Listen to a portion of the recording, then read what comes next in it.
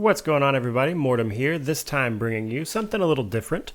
So recently, a small indie developer called The Scholastics reached out to me asking if I would be interested in their top-down isometric RPG that they've been working on called Wigmund, Return of the Hidden Knights. After checking it out a little bit, deciding it had some interesting things to it, I decided to go ahead and share that with you guys. That is to say, my subscribers. So, the Scholastics describes this as a very skill-based, kind of action-oriented game. Now, I'm going to tell you what I know about the early access that this game is currently in, what I've played, and then I'll go, at the end, talk about things that the team is planning for this game to be. As of right now, what you can actually experience is a small subsection of about the middle of the game. In total, the plan is for the game to be about 12-ish hours long for the story, but the early access period is about a 2-hour slice of a dungeon about midway through the game. Now, the game starts out by giving you a bit of a combat tutorial because in this, your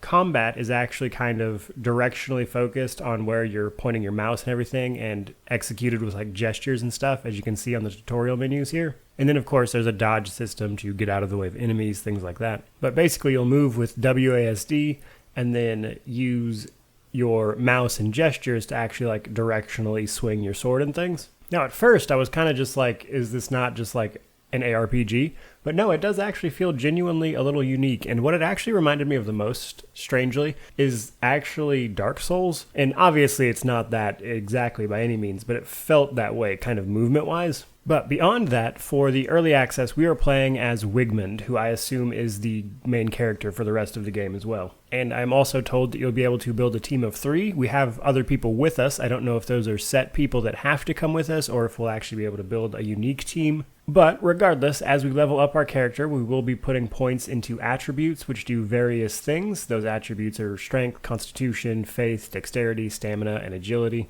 Now, in addition to just regular combat swinging our sword, we actually have access to some abilities that they are calling preternatural skills, I guess. Probably just abilities is what I'm going to call them. These are your standard abilities that you see in every other game. However, as you level up, these are supposed to be able to be ranked up with you. I didn't see that in the early access, but just mentioning it. And obviously, at the same time, you can see there is a full-blown equipment system, which does seem to be limited a bit by your character's equipable weight.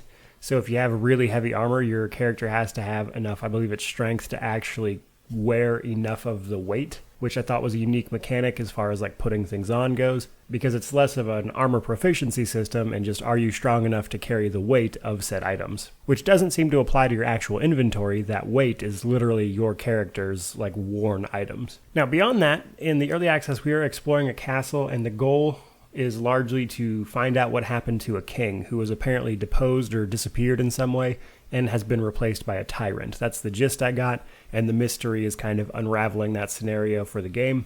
Now, as you can see here, I think it's interesting. I think the combat is especially unique. I think that's probably the most unique thing about this game. Now I want to talk about some of the long-term plans for the game that I was told the dev team is working on. So, right now, the game is not open world, but at some point in the future, though, and what they are currently working on, is bringing an open world to the game, which I will be especially interested in seeing because it actually reminds me a little bit of Divine Divinity in that there's a main story going on in this big open world in a top-down isometric type game, and Divine Divinity did that amazingly well, so I'm interested in seeing how the Scholastics managed to pull it off with Wigmund here.